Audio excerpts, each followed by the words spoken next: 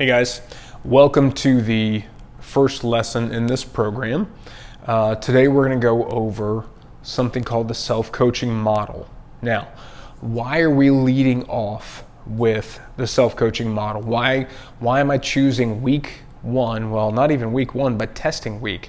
The very first part of this program, why am I choosing that to teach this? Well, in order to explain that, you have to kind of understand what the self-coaching model is. It is a tool that's going to help you to examine your thinking, okay? In the process of examining your thinking, you'll see how it impacts your feelings, which will impact your actions, which will ultimately dictate your results. Okay, and in the course of a 12-week nutrition program, 12-week fitness program, maybe it's not this one, maybe it's another one that you're going to do at some point in time, but undoubtedly at some point you're going to encounter resistance.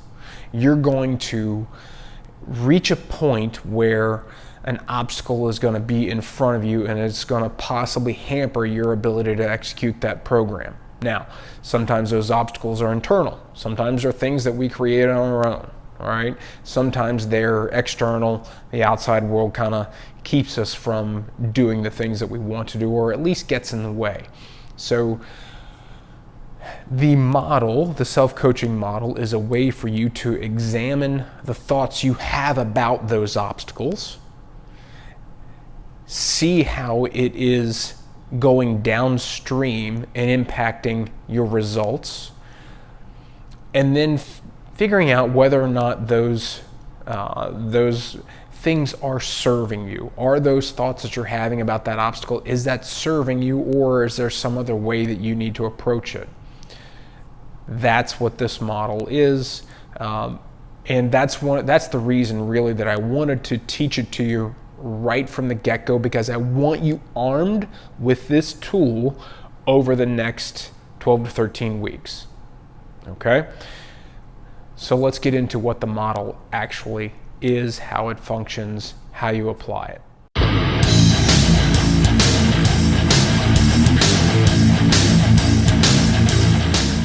So let's get into what the model actually is, how it works.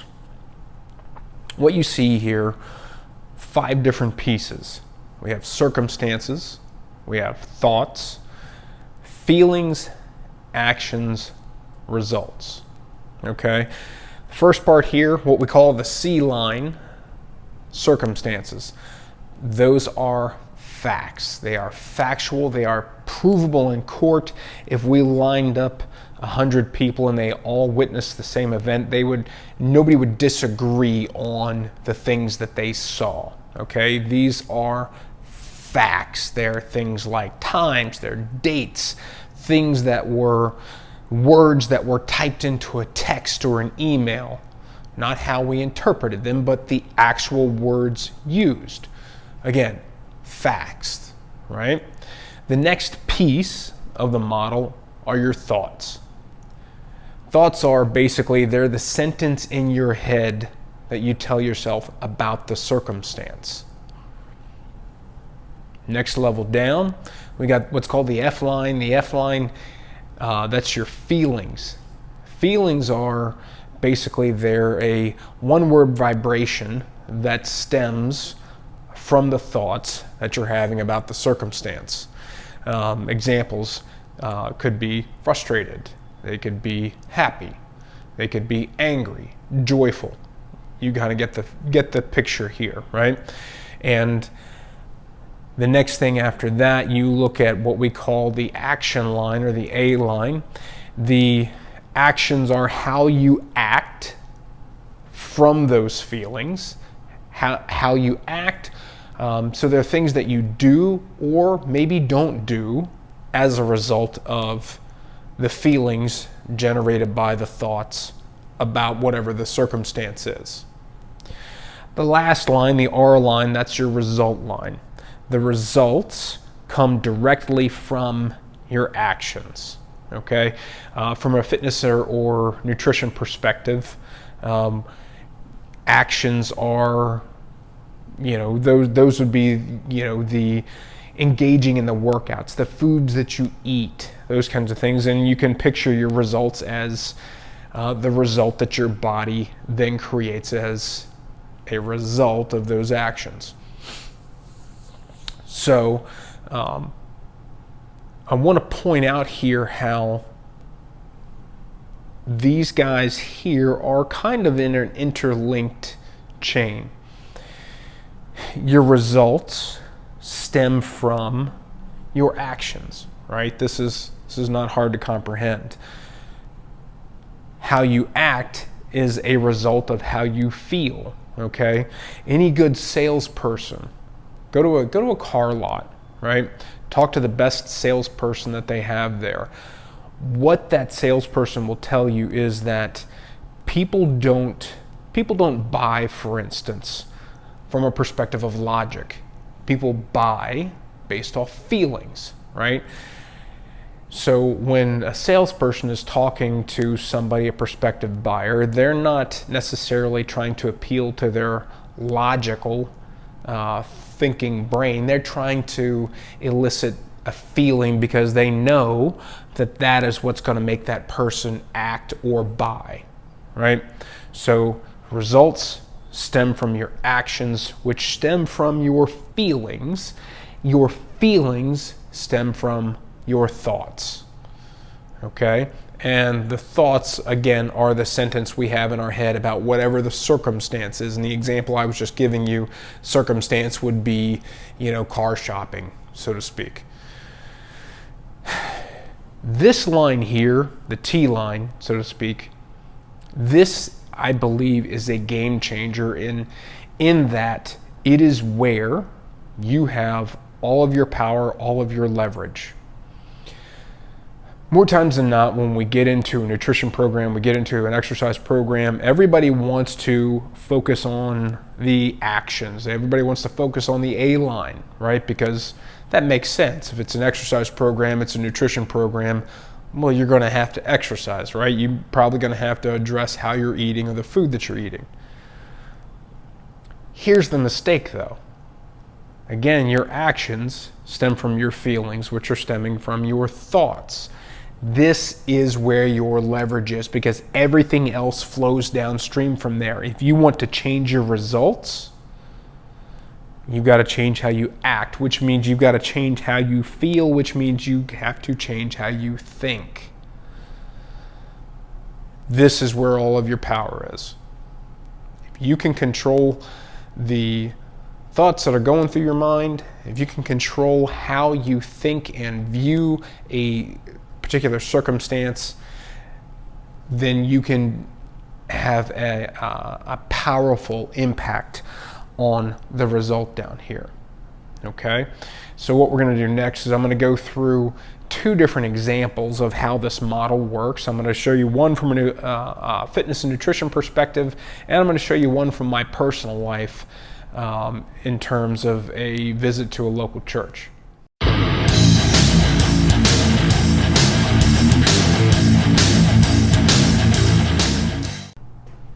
Okay, all right, so you can see here, this is an actual model from conversation that I had with a client. Circumstance, here top line. 12-week program that dealt with fitness and nutrition. This conversation took place in week 3. There were 3 other people present in the room at the time.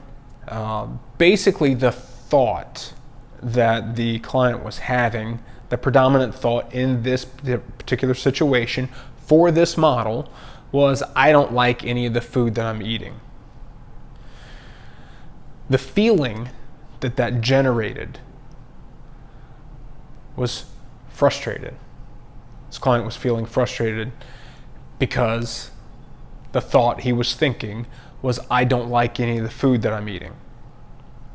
The actions that then stemmed from that feeling of frustration, vented to the spouse and his coach, me, spun out mentally about the nutrition, meaning he just kind of fixated on it and obsessed about it and just really stirred himself up over the fact that he did not like any of the food that he was eating.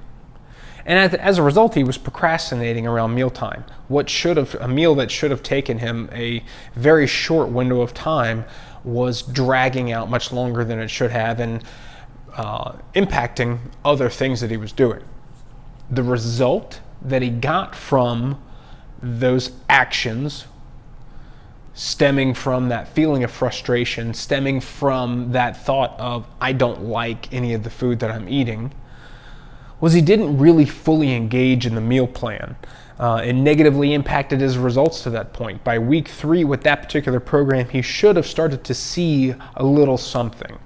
And he wasn't at that point. Now, at a later point in this program, we're going to go over something called an intentional model. Okay? So you're going to get a little bit of a peek at that here. So in this particular instance, what we did was we looked at the thought line and said, okay, instead of I don't like any of the food that I'm eating, is there another optional thought that we can plug in there? And here's the key point with this is when you start looking at optional thoughts, other ways to look at things, it has to be believable, right? You can't go to sunshine and lollipops and unicorn and rainbows because that's not going to be believable. We could not ask this client to go from, I don't like any of the food that I'm eating, to this is the greatest stuff I've ever had before. He wasn't going to buy that, right? That wasn't going to be helpful. But we could go from, I don't like any of the food that I'm eating, to, I'm going to eat this way for the duration of this program because it'll get me to my goals. Okay, I'm going to eat this way for the next 9 weeks because it will help me achieve what it is I want to achieve out of this program, right? And from there, with that thought process, it's now we're not dealing with a feeling of frustration. We're dealing with something along the lines of like determination or hope, right? And how you're going to act, how this client acted out of that from that point forward was much different. Instead of just venting about it, spinning out about it, he did the work nutritionally. And the result that he ended up getting later on was that he had a good transformation process. He gained a good bit of muscle, he lost a ton of fat, and he was in really great shape, right? And again, he had to do the work down here, but it stemmed from the shift in the thinking here.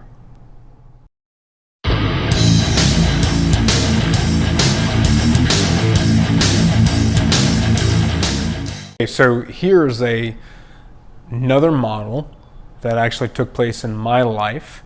And the reason I want to show you this one is because this is a much different circumstance, much different situation than the previous one. Previous one dealt with kind of a fitness and nutrition realm, whereas this one was kind of centered around my spiritual life. The model really is adaptable to any situation in your life. Okay, whether it is relationships, whether it's your job, whether it is dealing with your kids, whether it is exercise and nutrition, whether it is an engagement that you have on one of the social media platforms, whether it's a situation that you run into outside of your home, out and about in the public, whatever, right? The model adapts and is adaptable to every situation in your life because everything in your life is going to fit into one of these 5 categories, okay? Whatever the circumstance is, you're out at the grocery store and the kid pushing all of the grocery carts back into the store dings your car. Well, what do you think about that? How does that make you feel? You see what I mean?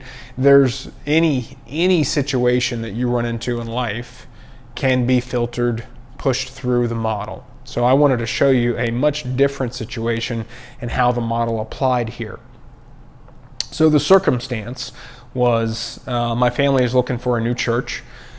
So I had attended service at this one particular place alone as kind of a scouting mission, just to go in and see what it was like.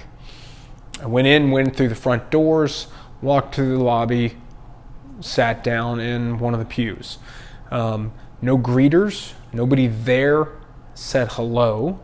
Nobody, introduced themselves. And in a lot of churches, you'll have somebody kind of stationed at the door to greet people as they come in. I didn't see any of that, didn't encounter any of that. Nobody from a vocational perspective at the church, none of the pastors, nobody there said anything to me, and nobody within the church body really engaged with me either. And the previous places that we had attended had a band that kind of led worship. They didn't have that here, okay? And my thoughts around those circumstances, the predominant thought that I ended up thinking, that I thought about this, was this place is lacking. Okay, at this point I was thoroughly unimpressed because of the thinking I was doing, because of my thoughts. The feeling that generated from that thought of this place is lacking was apathy. I didn't care, so to speak. The actions that generated from that apathy, well, I wasn't paying attention. I was checking status updates on some of the social platforms, texting with my wife, just generally not engaging in what was going on around me. And the result that generated was I was having a very poor worship experience. If I had stayed there, okay, if I had stayed here in my thinking, I would have walked out of that place and I'd have gone home, talked to my wife. She'd have asked me how did it go? What was it like? What did you think? And I would have had a very negative review of that church based on me, based on the thinking that I was doing. I would have had a very poor worship experience, and it would have had nothing to do with any of the people inside of that building. That would have rested squarely on me because of the thinking I was doing. And I'll explain to you how that is not actually what happened. Because I was armed with the model, because once you see it and experience it and kind of start using it, it's almost impossible to not see it. It's kind of like the Matrix. Once you know it's there, you can't get away from it.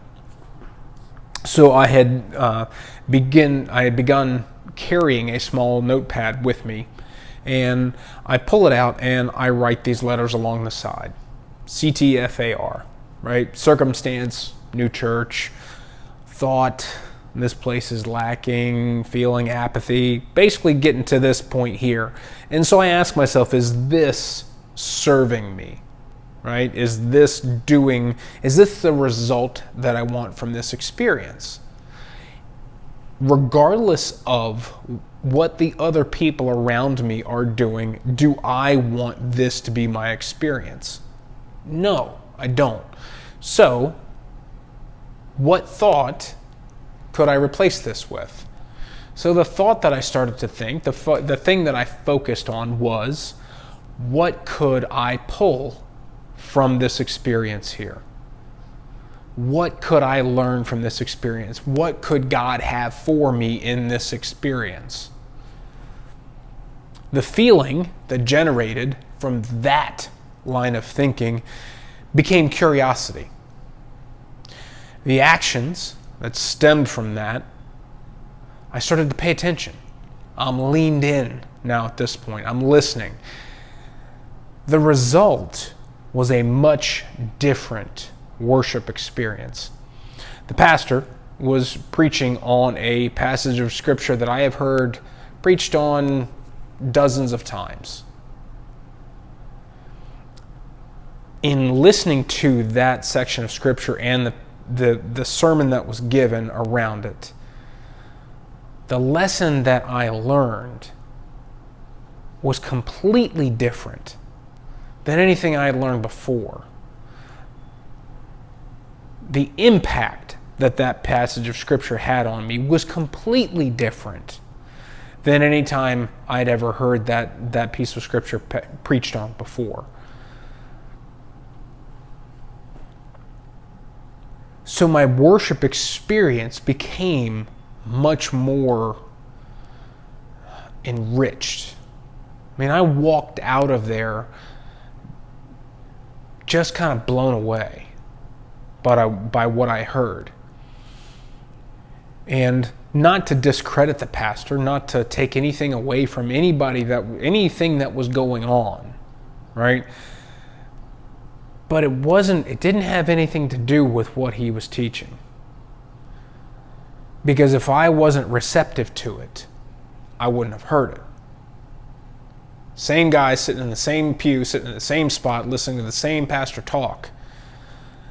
With the flip of a switch, here, the entire experience changes. I could have had a really bad experience, and it would have been 100% on me. Because I was armed with the model, I was able to examine my thinking and decide, is that the result that I want? No. So I changed it. Ended up having a great result because of that. All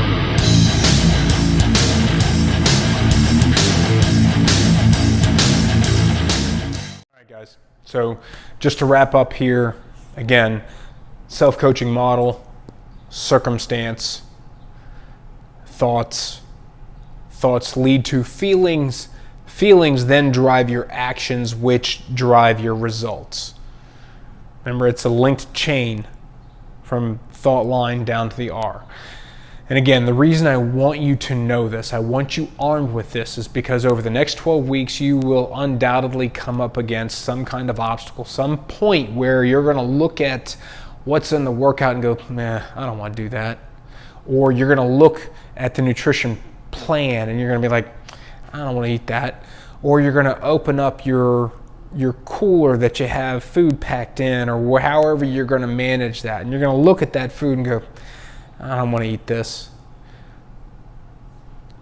Being armed with this tool and engaging with it, using it, can give you clarity of thinking so that you can decide whether or not that thinking and the results that will then spawn from that thinking are serving you.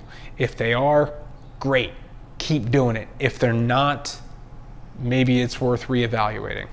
Okay? So, again, earlier in the video I mentioned carrying around a small notepad, a paper, or something along those lines. Can be extremely helpful. You don't have to do it that way. You can use, most phones now at this point have a notes app or something along those lines. You can just as easily do this in there. How that works, CTFAR, circumstance. Put all of the facts, the things that are provable in court, day of the week, time.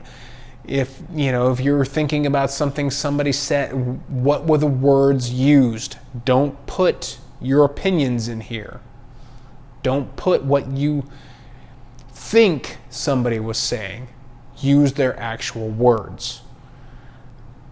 How does that make you? What are you thinking about that situation? Get some clarity on that. What is that? What are you choosing to think? What is the story you are telling yourself in your head about that circumstance? And then examine how does that story you're telling yourself in your head make you feel?